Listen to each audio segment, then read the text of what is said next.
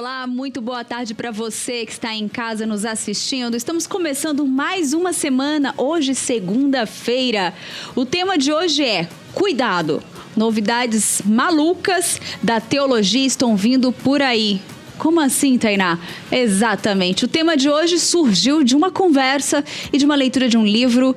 E aí, esse tema ficou ali, né, entre nós. Falei, não, vamos ter que fazer um programa com esse tema.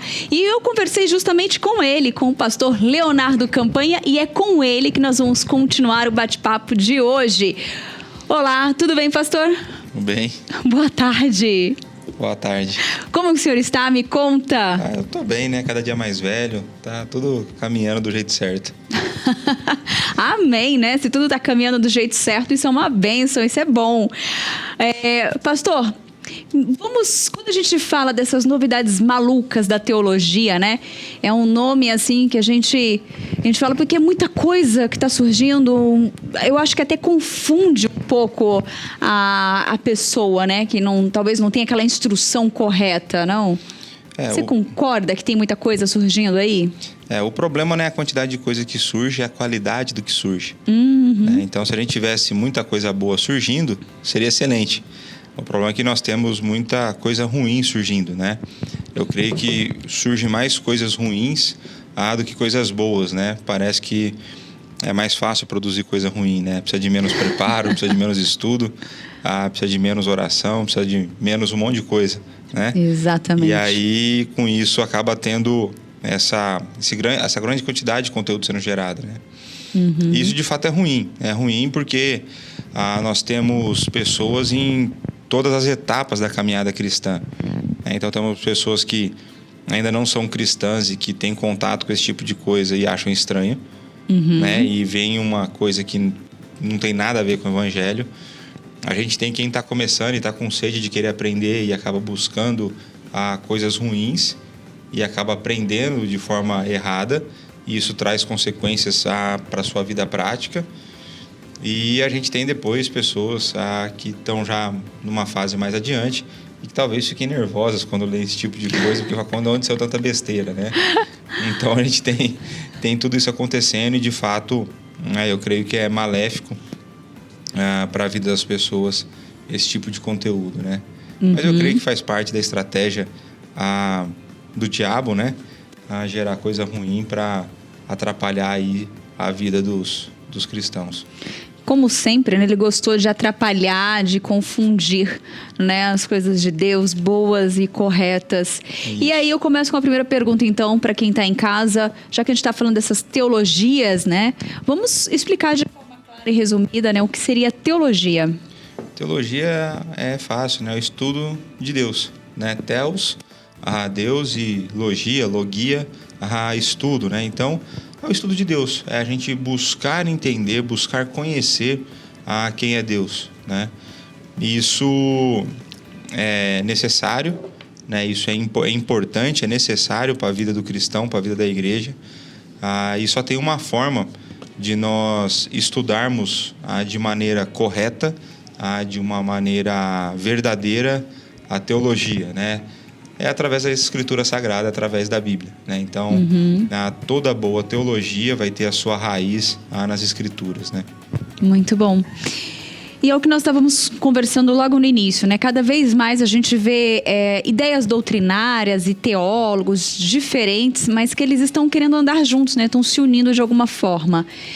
Será que essa ideia de mostrar que, olha, nós estamos falando da mesma coisa, então vamos andar juntos para facilitar, ou é na tentativa mesmo obstinada ali de falar menos de Deus, mas falar de Deus, mas de uma forma de um Deus que agrade o homem, né? Falar o que o homem quer ouvir.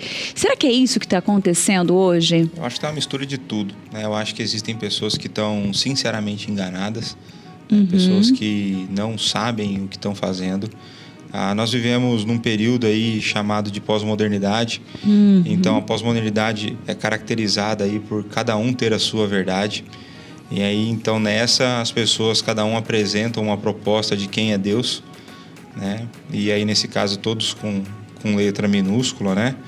E nós também, por estarmos na pós-modernidade, cada um tem a sua verdade, consequentemente, naturalmente, eu não quero arrumar confusão, não quero arrumar diferenças, né, e brigas com outras pessoas, né? E nesse caso, nós aí, pastores presbiterianos, aí, outros pastores sérios, que são apegados à verdade da Bíblia, né? A gente acaba saindo por chato, por divisionista, por várias coisas, porque nós não abrimos mão da verdade, né? Essa é a nossa grande luta, né? A gente vive, a parte da nossa vida é para não abrir mão da verdade, né? Em alguns momentos isso custa caro para nós, em alguns momentos isso é difícil, mas é algo que a gente não deve abrir mão, né? Então, eu creio que, de fato, algumas pessoas querem se promover, algumas pessoas querem disfarçar a autoajuda e chamar de teologia, chamar de verdade bíblica, né? O que, na verdade, são só teorias de autoajuda para confortar o coração do ser humano, sendo que, em muitos momentos, não era o conforto que ela precisava do confronto. Né? Então, eu creio que existe muita coisa ruim sendo ensinada e talvez a gente até fale um pouco disso ao longo do programa. Sim, sim. E, assim, quando a gente fala disso que você falou, né, que pode ser de tudo um pouco, pode ser uma junção, né, dessas ideias teológicas, né, e quando a gente fala disso tudo, qual que é o risco de quando fica tudo essa mistura, fica cada um falando de um jeito e falando, teoricamente, muitas vezes de um jeito bonito, né? Agradável, emocionante, leva a pessoa ali a até chorar, né? Lágrimas. As lágrimas, comove, né? Quais os riscos de tudo isso? Porque aparentemente parece bom, parece, né, correto, assim. Acho que o principal risco, que para mim é um fato, é que essas pessoas adoram um Deus que não é o Deus bíblico. Então, elas estão achando que estão adorando a Deus, elas estão achando que estão aprendendo sobre Deus, e não é sobre o Deus da Bíblia que elas estão aprendendo. Então, eu gosto de lembrar uma brincadeira que eu fazia em uma das classes que eu dava aula na escola bíblica dominical, que eu sempre perguntava quem aqui leu o texto e tal, e quase ninguém lia, né? E aí eu, nas minhas loucuras, quem já me viu em sala de aula sabe das loucuras que eu faço em sala de aula, eu falava assim, olha, é importante que vocês leiam a Bíblia, porque talvez ao ler a Bíblia vocês encontrarão um Deus que vocês não gostam. Talvez vocês estão adorando um Deus que é construção do seu gosto pessoal, dos seus desejos, e não tem nada a ver com Deus das Escrituras. Então é importante que a gente conheça a Bíblia, porque somente através dela que nós podemos conhecer aquilo que é disponível para o ser humano acerca de Deus, né? Então, se eu não conheço a Bíblia, eu não vou conhecer a Deus, e aí eu posso estar adorando um Deus qualquer que não é o Deus bíblico. Então, uma das minhas loucuras em sala de aula, assim, e eu vejo que esse é um grande risco, né? Um grande risco das pessoas estarem buscando um conforto emocional, não que o Deus da Bíblia não nos conforte emocionalmente, mas as pessoas estão buscando apenas massagear do seu ego, né? Então a gente tem bons oradores na atualidade que usam o nome de Deus, usam um pseudo-evangelho, anunciam um pseudo-evangelho, um evangelho falso que não é evangelho, para confortar pessoas. Então eu poderia citar nomes aqui, mas eu estou evitando grandes polêmicas, mas a gente tem vários desses pseudo-pastores novinhos aí, moderninhos, bem vestidos e que falam com vozes emocionantes e mensagens que acalentam o coração. E, por exemplo, você é o centro de Deus, né? Já comecei a dar o nome sem dar o nome, né? Você é o ponto fraco de Deus, outro dia o outro falou. Gente! Ou diria o outro, né? Que Jesus não se resume às Escrituras, porque senão ele seria muito pequeno. Enfim, eu poderia falar várias heresias recentes que eu ouvi, como santidade nada tem a ver com pecado. Então, meu Deus! Né, no sentido de que, de fato, a santidade tem a ver com deixar de pecar, né? Mas a pessoa falou que não. É só relação com Deus e pode seguir a sua vida. Então, besteira tem bastante hoje.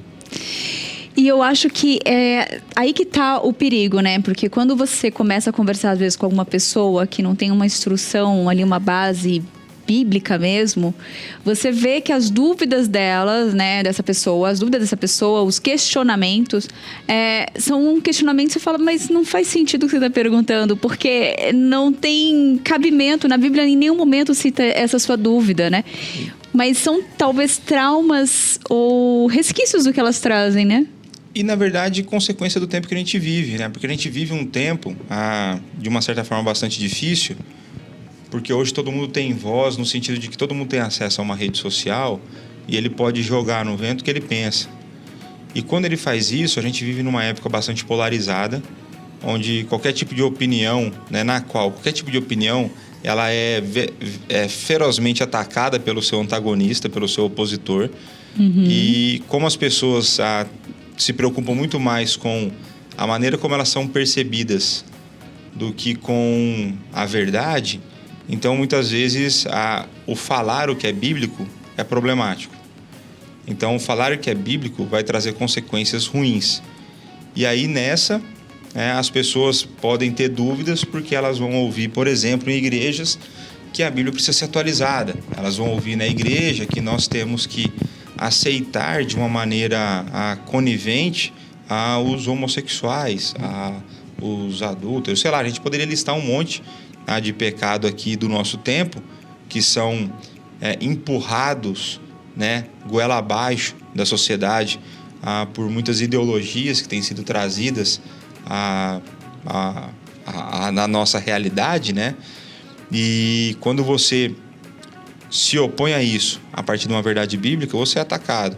Então, talvez por isso, essas pessoas nem saibam que existem essas verdades bíblicas, né? A gente teve uma experiência aqui na nossa igreja, pessoas vindas aí de uma denominação pseudo-cristã, né? Ela não tem como considerar aquilo uma igreja, e eles foram descobrir que o livro, a carta de Paulo a Tito, existia aqui, depois de anos de vida cristã. Eu de fato creio que eles eram crentes, né? Mas eles eram sinceramente enganados, né? As pessoas os manipulavam e eles nem sabiam, né, que tinha, por exemplo, a carta de Paulo a Tito. Então a gente vê que não é à toa que pela falta de conhecimento o povo de Deus padece. Mas eles não tinham acesso às escrituras? Então, a questão não é ter acesso, né? A questão é você ser estimulado, você ser ensinado, né? Então a gente vê aqui na nossa igreja uma insistência, um bater na tecla da vida devocional, da vida de oração, de culto doméstico. Isso é algo presente na nossa realidade. A gente bate nessa tecla. Agora, tem outros lugares que não batem, porque se bater na tecla, aí fica difícil manipular, fica difícil, né? Enfim. Não vão dar conta de ensinar. Porque quem tem contato com a verdade é transformado. Quem tem contato com a Escritura, quem lê a Escritura é transformado. O Espírito age nessa pessoa. Então, essas igrejas acabam, né, pseudo-igrejas acabam fazendo isso. Mas, assim como os fariseus, né, estão tentando impedir as pessoas de terem acesso a Deus e vão responder por isso. Exatamente. Aí eu tenho mais uma perguntinha que é o seguinte: o que basicamente cada uma, né, dessas igrejas defendem e como que elas fogem do que é certo? Até coloquei aqui, né? Algumas enxergam talvez um Deus, que eu teve uns comentários que talvez alguém se identifique, eu falo, eu já ouvi alguém falando sobre isso, ou eu consigo perceber. Tipo, algumas enxergam um Deus abrindo mão de ser Deus. Outras são mais panteístas, né? Um Deus é natureza e assim vai, né? O Deus ligado a todos os lugares, no pôr do sol, tá nas estrelas, na lua, na floresta, nos animais, tá em tudo. E aqui nós podemos dizer que algumas, elas querem, na verdade, muitas vezes rejeitar os verdadeiros atributos de Deus, né? Então, a gente tem aí uma série de conflitos lógicos, né? Eu tenho sérios problemas com conflitos lógicos. Então você pega assim, né? Hoje as pessoas dizem que todas as religiões são verdadeiras, certo? Não tem como, né? E eu pegando aqui somente lógica, tá? Não estou nem indo para a Bíblia. Só a lógica humana que qualquer um tem acesso. Não tem como, logicamente, eu afirmar que todas as religiões estão certas se o cristianismo afirma que todas as outras são erradas. Logicamente, não tem como o cristianismo estar certo se todas estão certas. Só que daí, se o cristianismo não está certo, e eles afirmam que todas estão certas, nem a afirmação deles está correta. Exatamente. Então tem uma forma simples. Então o pastor Nilson tem uma outra que ele gosta sempre de falar, né? Que pro pós-moderno, tudo é relativo, exceto a afirmação de que tudo é relativo, porque essa é uma verdade absoluta. Então, existem problemas lógicos, né, nas maneiras de pensar do nosso tempo, que as pessoas nem percebem porque elas são empurradas goela abaixo com isso, e quem se opõe a isso, né, é tido como inferior e um pensamento mais restrito, limitado, né? Então, o que eu vejo é essa busca por aceitação acaba levando as pessoas a se juntarem até com aqueles que falam coisas diferentes e opostas, né? Então, não tem como você se associar a alguém que entende que Deus abriu mão, por exemplo, da sua onisciência, que é, por exemplo, que os teístas abertos creem, que Deus simplesmente abriu mão da sua onisciência e da sua onipotência, e ele então não age mais no mundo, e ele não sabe o que vai acontecer, e ele simplesmente escolheu fazer isso, né? Eu não consigo, se fosse esse o meu Deus, eu estaria lascado, né? Porque como eu buscaria socorro em alguém que não sabe o que será do futuro e em alguém que não tem poder para mexer na minha vida, né? Então, quando a gente olha para esses tipos de afirmações, né, por essas buscas loucas que existem hoje, de querer trazer o homem para o centro e dar poder para o homem, né? O que no fim das contas é que isso está fazendo. Quando você tira o poder de Deus, você está querendo dar esse poder para alguém, né? Você está colocando na conta do homem. O problema disso é que me parece ser uma tentativa religiosa no sentido, uma tentativa cristã, né, de fazer o que o iluminismo fez, que foi tirar Deus do centro e colocar o homem no centro.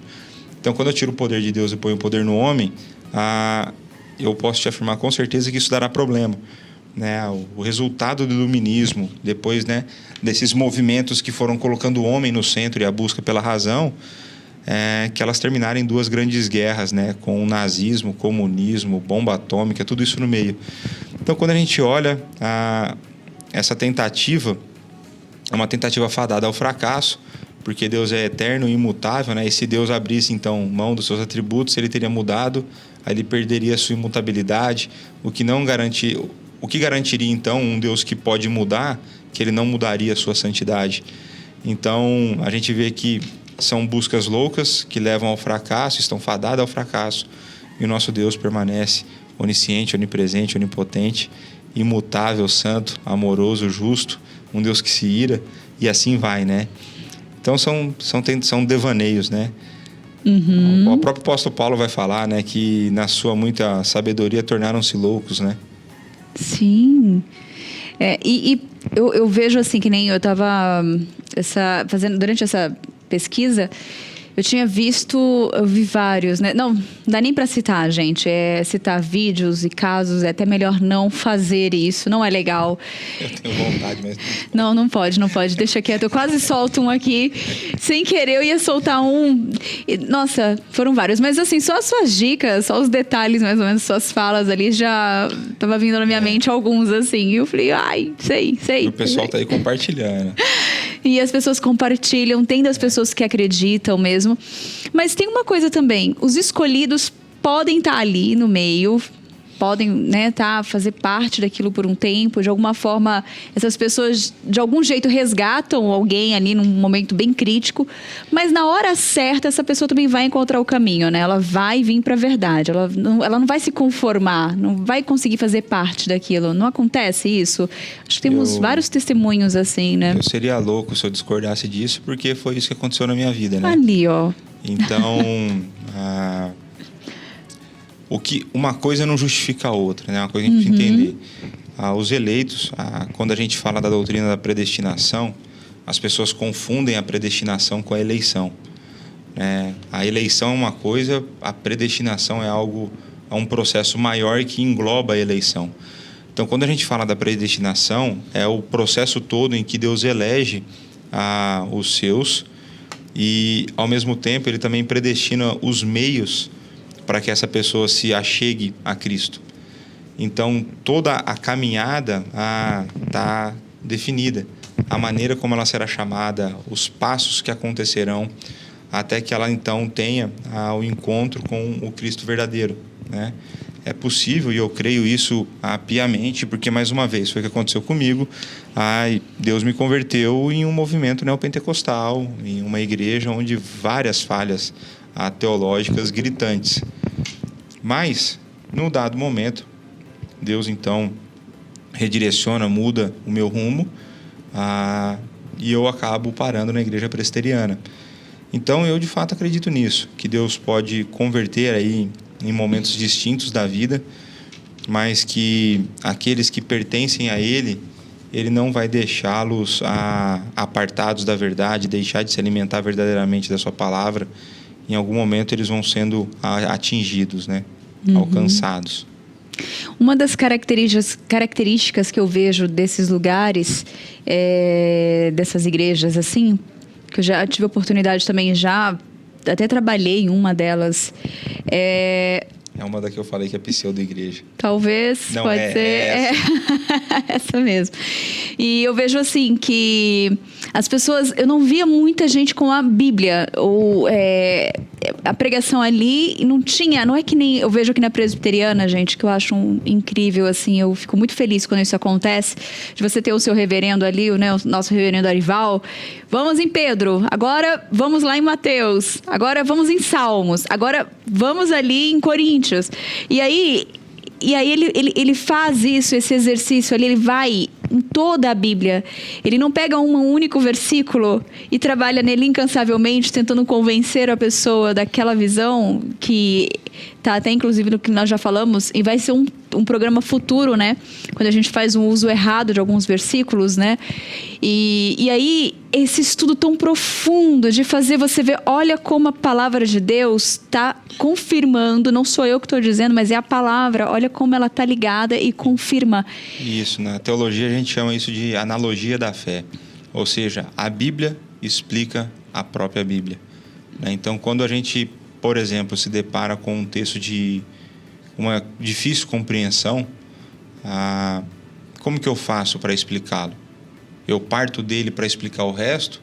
Ou será que é mais fácil eu partir do resto que está mais claro para explicá-lo que é mais difícil? Né? Então, a analogia da fé, a gente entende que a Bíblia conta uma única história através de várias histórias. Então, ela conta a história da redenção e ela é válida de Gênesis a Apocalipse. Então, para a gente validar uma ideia, quando a gente está fazendo teologia, a gente está extraindo o ensinamento, esse ensinamento tem que passar pelo crivo da Escritura inteira. Porque se a gente pegar um texto fora de contexto, ele vira pretexto. Eu falo o que eu quiser, eu distorço do jeito que ele quiser, eu torturo o versículo do jeito que eu quiser e eu falo o que eu quiser, né? Então, é importante isso que você trouxe, né? Essa ideia de usar, né, a Escritura toda para explicar, para validar o ponto, né? Porque quando eu faço isso, fica mais fácil. Por exemplo, a Bíblia fala que, ao mesmo tempo, Deus é soberano e o homem é responsável. Eu não preciso brigar com isso, está lá. E os dois são verdade, né? E, ao mesmo tempo, eu vou ter versículos que vão trazer algum tipo de ideia, mas que, quando eu coloco ele dentro do contexto geral, a minha interpretação ela fica mais precisa, e aí eu consigo entender melhor aquele texto, né? Então, parte de fazer teologia é olhar para a Escritura inteira. Muito bom. E para a gente já encerrar aqui, como devemos nos posicionar mediante a tudo isso? Eu creio que sempre nos posicionando com a verdade, né? Eu não lembro se era Agostinho que falava ou se era Tomás de Aquino, né?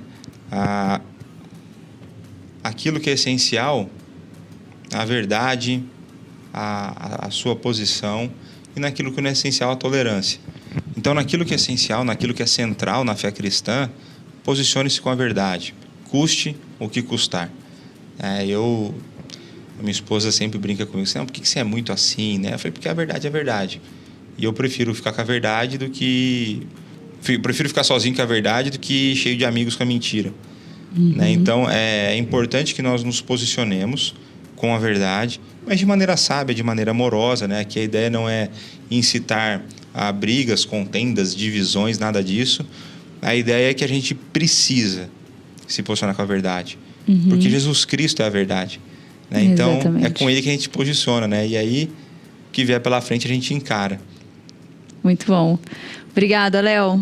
Eu que agradeço. Pastor, mais uma vez, obrigada por participar aqui com a gente, por trazer esses esclarecimentos de temas tão comuns do nosso dia a dia, mas tão essenciais. É importante, né? Teologia, ela só faz sentido, né? Isso é uma outra coisa muito importante, porque ela só faz sentido se ela for para a vida prática.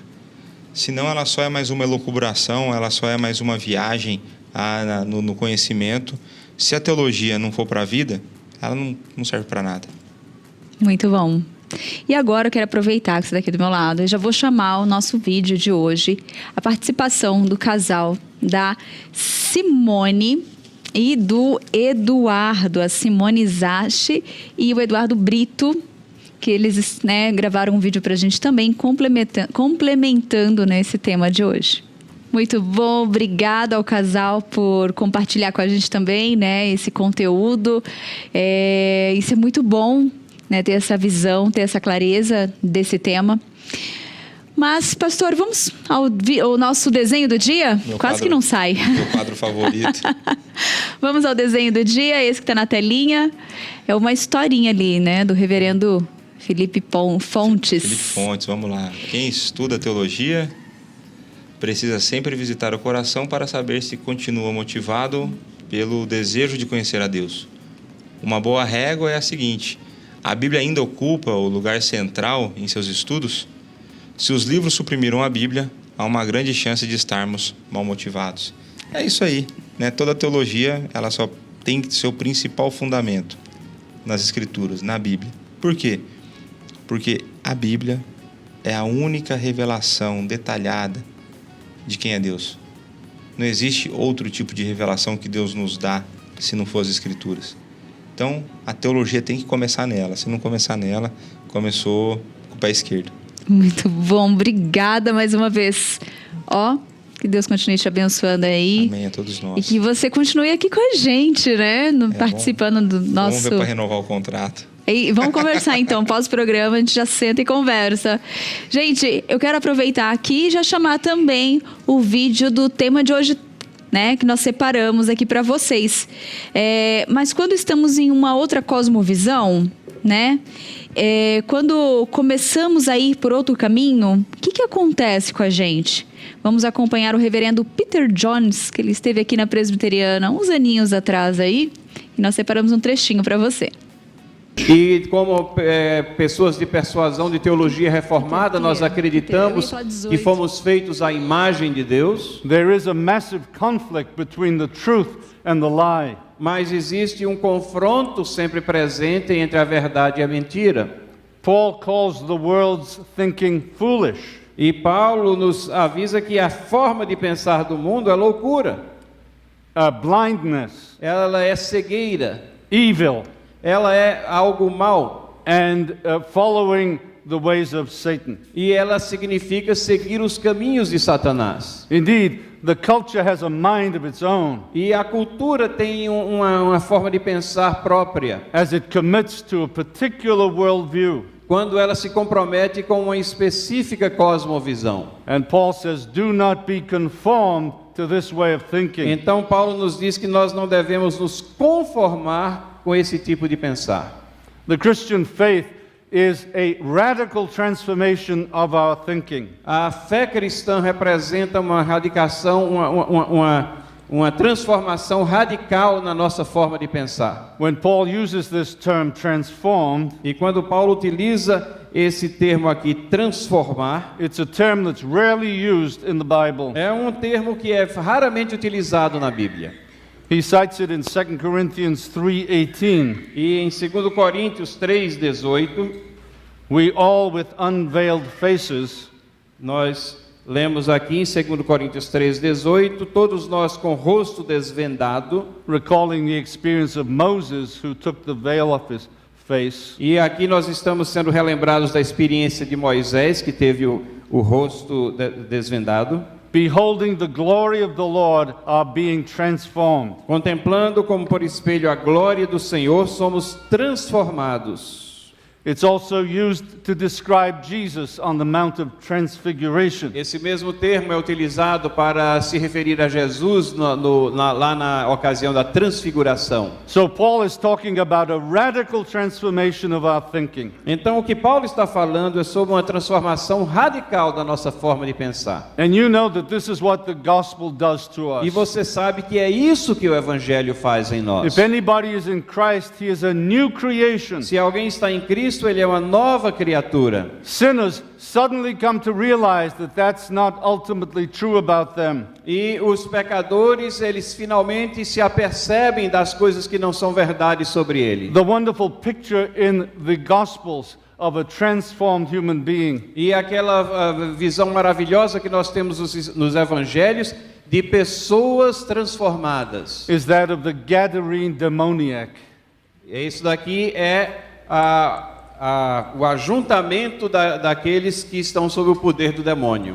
Who, after meeting Jesus, found his sound mind. É exatamente sobre aquele é uma representação daquele endemoniado que, ao encontrar Jesus Cristo, repentinamente acha-se liberto e tem uma nova mente. So Paul is talking about the transformation of a human being in a very radical and totalizing way. E então Paulo está falando da transformação de um ser humano num sentido muito radical e abrangente. And many Christians have had that deep experience. E muitos cristãos atravessaram essa experiência que ela é bastante dramática. And we Christians who were born in Christian homes sometimes feel inferior. E muitas vezes nós que somos cristãos, que nascemos num lar cristão, nós nos sentimos inferiorizados com relação a essa experiência. Because we've never had that kind of an experience. Porque nunca tivemos esse tipo de experiência. But that experience is still true for us as well. Mas essa experiência, ela é verdade também para nós, da mesma maneira. If you just take a look at what you are capable of as a sinner. Se você apenas olhar aquele potencial malévolo que você tem como um pecador. And just understand one more time the grace of God for you. E procurar meditar e entender no efeito da graça de Deus sobre você. But it's wonderful to see that this is not just an experience. Mas é maravilhoso ver que isso não é apenas uma experiência. It's based upon an act of God in history. Isso é baseado num ato de Deus que aconteceu na história. And that the wisdom Paul is talking about, E a sabedoria da qual Paulo fala aqui, the transformed mind, a mente transformada, is able to give to us a way of thinking about everything. ela é capaz de nos dar uma transformação de pensar, uma transformação de mente que vai ser a base para a nossa visualização de todas as coisas. In other words, not just an experience, Vejam que não é apenas uma experiência, but a transformed way of thinking about everything. mas é uma maneira de transformação do nosso pensar sobre todas as coisas. This transformed mind, says Paul, will enable you to discern the will of God. E essa mente transformada vai nos possibilitar, assim diz Paulo, de entender, de perceber a vontade de Deus. Excelente palavra. Nós vamos continuar com eles, calma. E ele vai falar de uma forma também clara para a gente entender por que existem aquelas pessoas que mesmo você falando do evangelho, mesmo ele ouvindo a palavra, ele ainda não consegue compreender naquele momento. É possível entender a profundidade do significado de Paulo quando nós vemos o que ele fala sobre uma mente que não discerne, uma mente que não entende. And he uses that term in Romans 1:28. E ele utiliza esse termo aqui em Romanos capítulo 1, versículo 28. Paul is talking here about pagan thinking. E Paulo está aqui falando da forma de pensar do paganismo. And he says, and since they did not see fit to acknowledge God, E ele diz aqui que por haverem desprezado o conhecimento de Deus, God gave them up o próprio Deus os entregou to an undiscerning mind, a uma disposição mental ou uma reprovável, ou uma mente que não discerne, é Romanos capítulo 1, versículo 25. Mark this verse in the Bible. E remarque esse versículo aqui na sua Bíblia. They exchanged the truth about God for the lie, Eles mudaram a verdade de Deus em mentira, and worshipped and served the creature rather than the Creator, adorando e servindo a criatura em lugar do Criador, who is blessed forever. Amen. o qual é bendito eternamente. Amém. In other words, Paul is talking here about two minds. Em outras palavras, Paulo está falando aqui para nós sobre duas mentes, And only two minds. e somente duas formas de pensar. There are only two ways of thinking. Existem simplesmente duas maneiras diferentes de pensar. And if you want to discern God's will, you must understand this. E se você pretende discernir a vontade de Deus, entender a vontade de Deus, você precisa entender isso. Paul was a genius. Paulo era um gênio. And the thing about a genius is to know how to simplify. E uma das coisas que caracteriza um gênio é o poder que eles têm de simplificação. This is why you're having difficulty following my sermon, É por isso que vocês têm dificuldade em acompanhar o meu sermão, because I'm not a genius. porque eu não sou um gênio.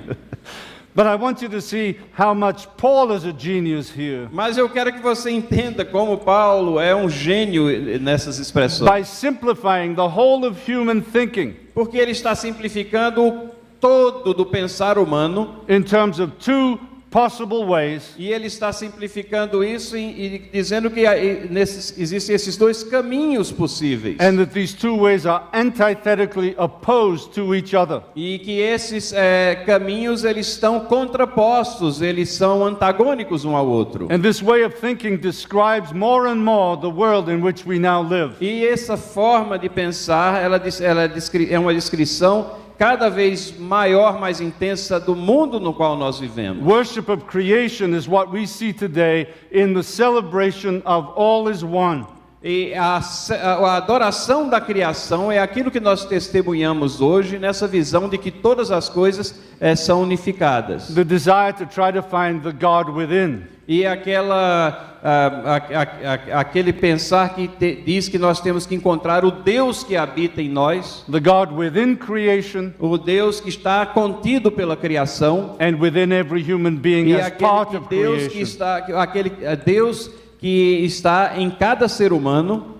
That kind of spirituality is growing in our world. Esse tipo de espiritualidade está crescendo no nosso meio. It's essentially Eastern spirituality. E na realidade ela é um tipo de espiritualidade oriental, And opposed to that is biblical thinking, mas a forma oposta de pensar a essa é a forma bíblica de pensar, which affirms, as Paul says, that we worship the Creator who is separate from us, blessed forever. e é aquilo que Paulo está nos dizendo aqui, que nós adoramos o Criador, que não é parte da criação e que seja bendito eternamente. I call these two ways of thinking just to make things simple. E eu chamo isso de duas formas de pensar para tentar simplificar a On the questão. one hand, oneism, E de uma maneira, uma delas é aquilo que nós chamaremos de um pensar único, oneism em inglês, and on the other hand, twoism,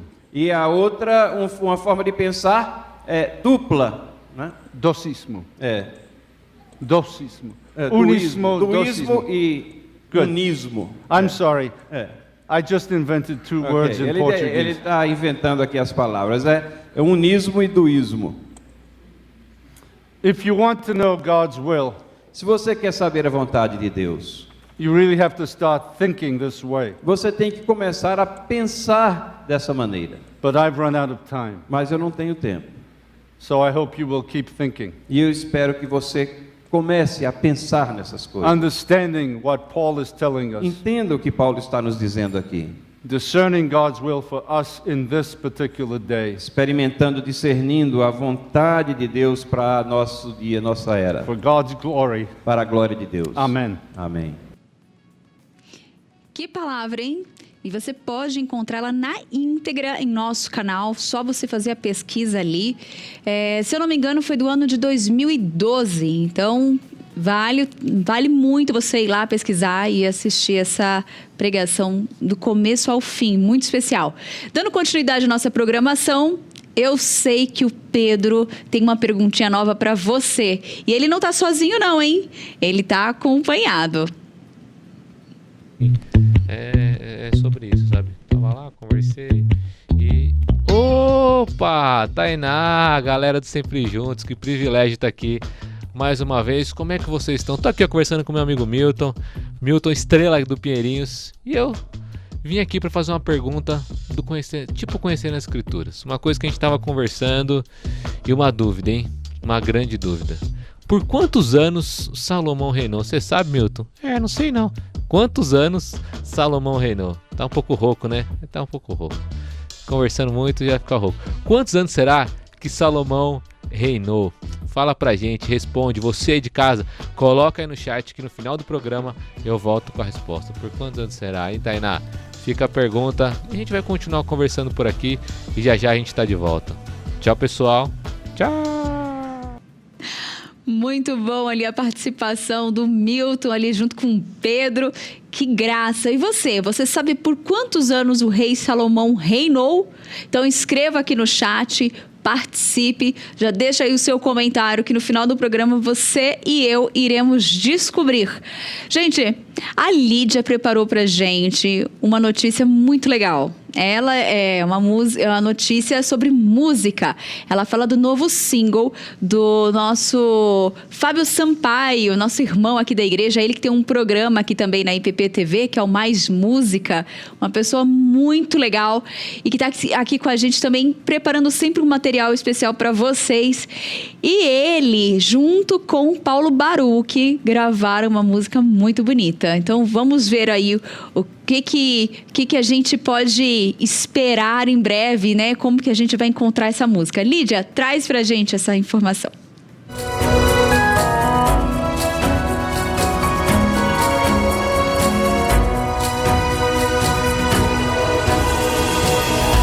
Boa tarde, Tainá. Boa tarde para você que está nos assistindo. A novidade hoje é sobre música.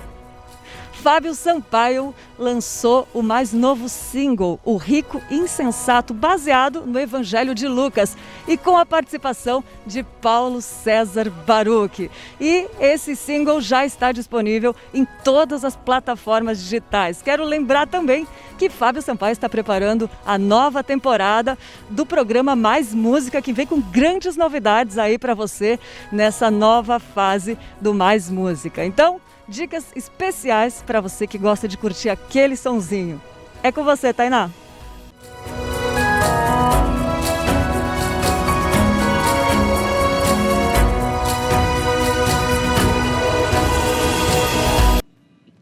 Muito bom, obrigada, Lídia, por nos trazer essa notícia. Então, você já sabe, né? Você já pode pegar aí seu telefone, ir no Spotify ou em outras plataformas e já buscar esse novo single e curtir essa música, né? E por falar, né, nessa junção aí desses dois preparando esse trabalho lindo aí pra gente, o que bombou nas redes foi justamente a foto deles. Essa publicação aí do Fábio Sampaio, eu já peguei essa foto e trouxe aqui para vocês. Eles já tiraram fotos juntinhos e compartilharam ali na página do Instagram. Você pode ir lá conferir, que é no Instagram do Fábio Sampaio, é o Fábio Bass, com 2 S. E o do Paulo Baruch, que é o PC Baruch. Então você pode ir lá conferir essas duas páginas e já ficar por dentro de tudo aí do que eles estão preparando, do que eles prepararam para nós. Gente, antes de acabar, eu quero trazer a resposta ali da pergunta que o Pedro nos fez. Por quantos anos o rei Salomão ali, ele foi rei? Vamos ver qual que é a resposta? Vamos ver se o Milton sabe também?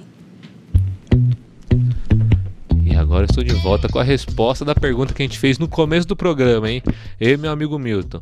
Quantos anos Salomão reinou? Por quantos anos? Se você colocou no chat essa resposta...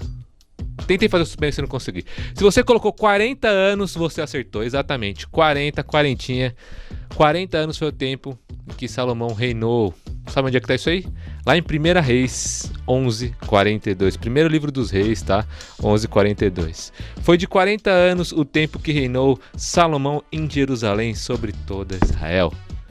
Valeu? Esperando vocês no próximo Sempre Conhecendo, né? A entrada do Conhecendo as Escrituras aqui no Sempre Juntos e também no Conhecendo as Escrituras a partir de abril, a segunda-feira. Já até comecei a me embaranar aqui, ó. Às 14h30. É muita emoção. Espero vocês. Olha, Pedro, eu tô torcendo para esse retorno que acontece agora no mês de abril. Então, em abril, gente, já se prepare, porque Conhecendo as Escrituras vem com tudo, hein? Vem com coisas novas. Então, fiquem preparados aí para poder acompanhar essa programação tão especial. É o momento da gente ver o nosso conhecimento ali da palavra. O Pedro sempre com perguntas interessantíssimas e que muitas vezes a gente não sabe a resposta em algumas delas, né? Mas o programa é muito legal, eu gosto muito, sou fã do Conhecendo as Escrituras e eu tô feliz que ele tá aqui com a gente no Sempre Juntos. Eu espero ter a participação dele aqui de vez em quando ainda, hein, Pedro? Não me abandone. Gente, nós ficamos por aqui. Fiquem todos com Deus. Hoje, às 20 horas, tem Conexão com Deus. Então, participe, hein? Mas antes, às 17 horas, tem Clube do Livro com Letícia Minervino. Fiquem todos com Deus e até amanhã, se Deus quiser. Tchau!